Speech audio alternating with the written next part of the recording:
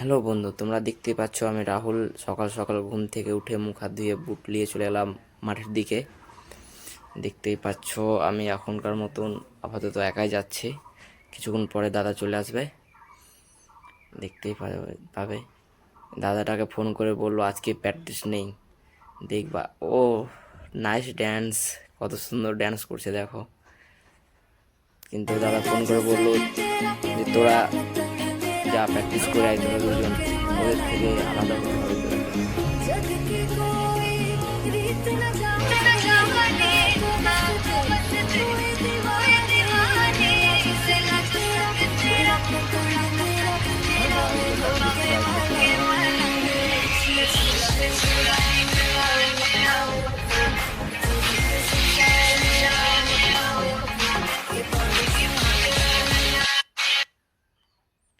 দেখতেই পাচ্ছ কেমন ভাবে করছি।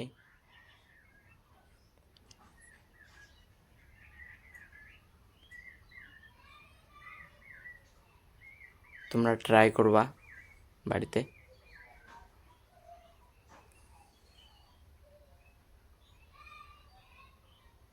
আজকে ছুটি ছিল, ওই জন্যে আজকে মাঠে আসেনি, কিন্তু আমরা দুজন সবার থেকে একটু আলাদা হব, ওই জন্যে কাউকে না বলে চলে এসেছি।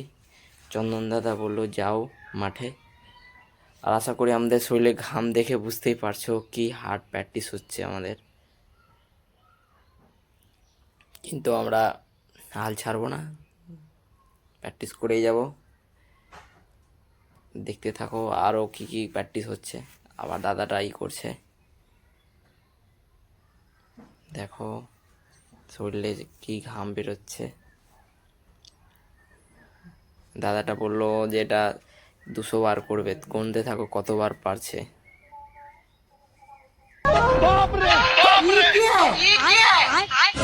अरे साला ये सब पैसे सीख गया रे। पागल बनाएगा साला, लौंगर आदमी कराटा कैसे सिखा देगा रे। अच्छा तू है को भोलवा के बेटा।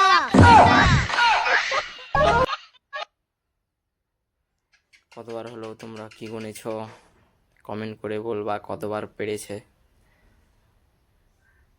তখন থেকে করেই যাচ্ছে জাগলিং। ওই বলেছে 200 বার না করতে পারলে ছাড়বো না। रुकना ही तो मुश्किल है, रुकना ही तो मुश्किल है, किसी को आता है जाना तो हर किसी को आता है, निभाना मुश्किल है किसी को आता है, मगर जाना तो हर किसी को आता है। তখন থেকে করেই যাচ্ছে, শেষই হচ্ছে না। এবার বোধহয় পড়ে যাবে, না এখনো পড়েনি, নিয়ন্ত্রণে রেখেছে।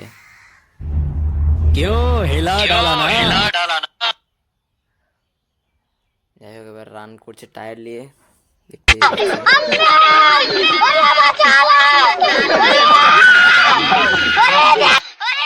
ছাগলটা বেঁচে গেল ওর হাত থেকে, হিঁপে গেছে, ও ভারী আছে তো। আর পারবো না গো।